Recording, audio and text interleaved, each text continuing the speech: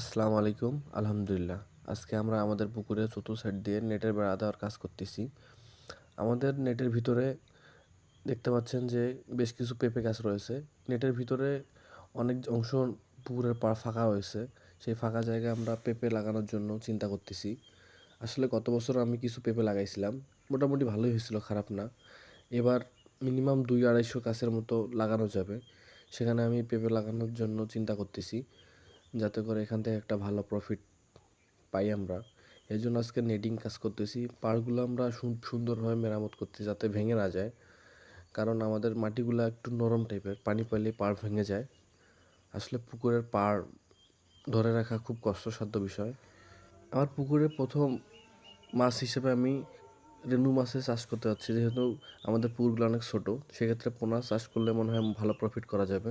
এই জন্য প্রথমে আমরা রেনু দিয়ে শুরু করতে যাচ্ছি। সবাই দোয়া করবেন। আসসালামু আলাইকুম।